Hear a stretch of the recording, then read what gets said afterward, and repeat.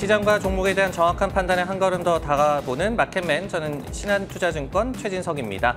오늘도 외신 헤드라인 두 가지와 함께 이야기 한번 풀어보도록 하겠습니다. 첫 번째 헤드라인부터 한번 확인해 보겠습니다. 오늘은 역시 이제 중국 얘기를 좀 본격적으로 할 수밖에 없을 것 같은데요.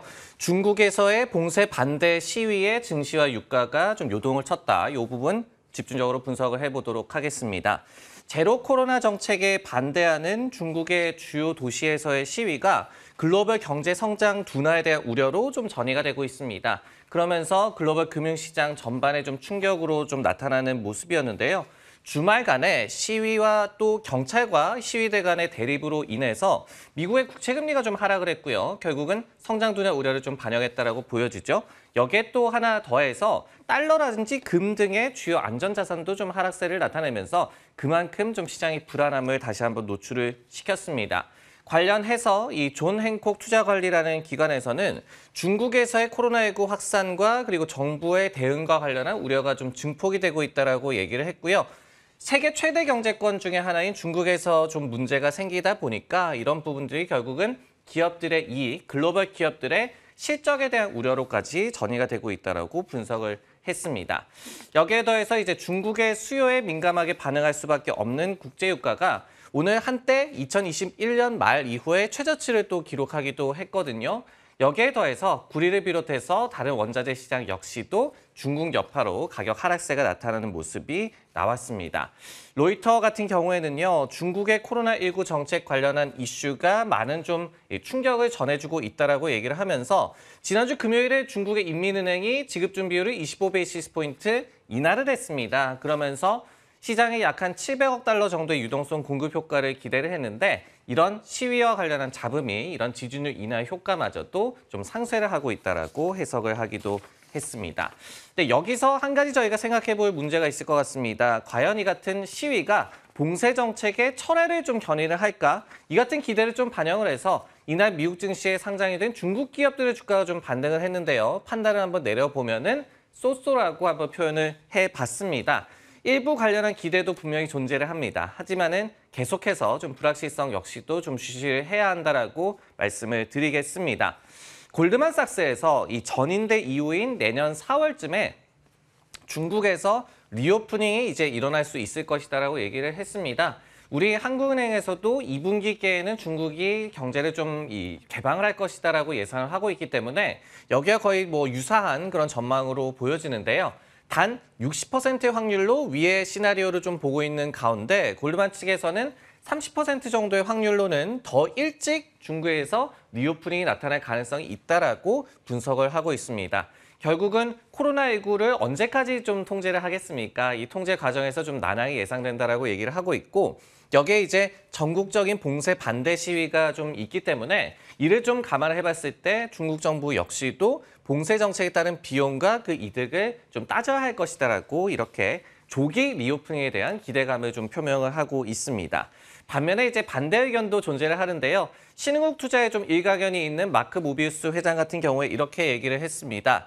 시진핑 중국 국가주석이 어떠한 형태의 시위라도 인내를 하지 못할 것이다라고 얘기를 했고요. 그렇기 때문에 정부 역시도 어떤 대대적인 진압에 나설 것이다라고 얘기를 했습니다. 그렇기 때문에 이 같은 소요 사태가 좀 지속이 될 것이다. 그래서 또 중국 증시가 단기적으로 좀 부진할 것이다라고 얘기를 했습니다. 즉 중국 기업들에 대해서도 우려가 가시지 않을 것이다라고 저희가 해석할 수 있는 대목이죠. 이런 부분도 좀 감안을 해봐야 될 것 같고요. 그리고 이날에 미국 증시에서 카지노 관련주가 일제히 좀 상승을 하면서 역시 리오프닝 관련주의 상승과 좀 일맥상통하는 것이 아닌가라는 해석을 또 자아내기도 했는데요. 근데 이 역시도 마카오에서의 영업 면허가 갱신된 것에 따른 그런 호재 작용이다라고 보여집니다. 일부는 좀 착시 효과가 있을 수 있다는 점도 같이 좀 체크를 하시면 좋을 것 같습니다.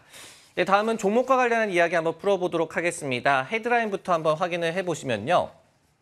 역시 중국과 관련한 내용이 되겠는데 중국 공장에 좀 비상이 걸렸습니다. 그러면서 애플이 생산 차질 우려가 불거지면서 이날 주가가 하락했다라는 모습 좀 집중적으로 분석을 해보도록 하겠습니다. 이날 애플의 주가가 하락하고 말았는데요. 블룸버그에서 보도한 것이 좀 결정적이었습니다. 폭스콘 공장에서의 소요 사태로 아이폰 14 프로의 생산이 한 600만 대 정도 차질을 빚을 것이다라고 전했습니다. 이런 부분들이 결국은 애플의 실적에 대한 우려로 좀 전이가 되면서 주가가 좀 하락을 하고 말았는데요.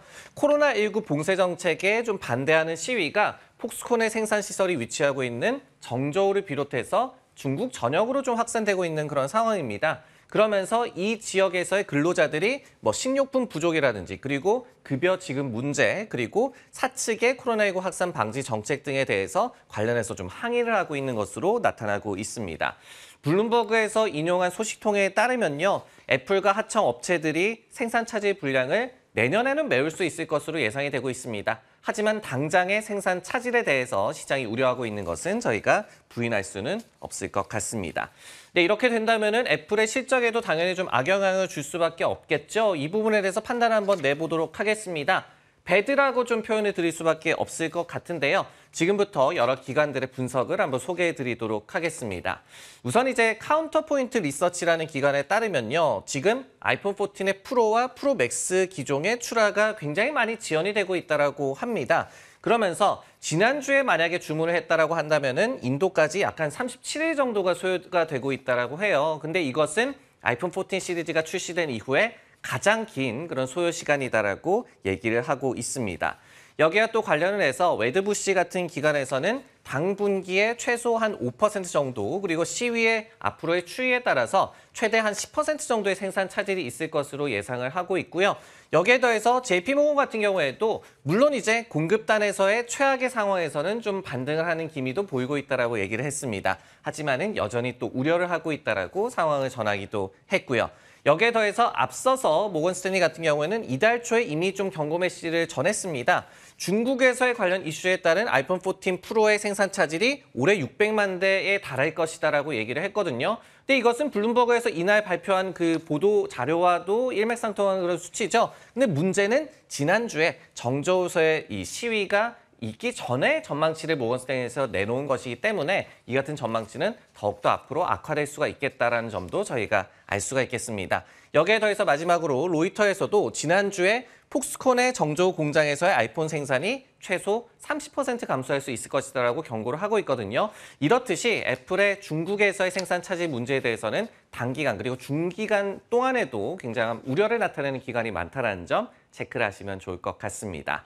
네, 마켓맨 오늘 준비한 내용은 여기까지고요. 저는 내일 다시 돌아오도록 하겠습니다.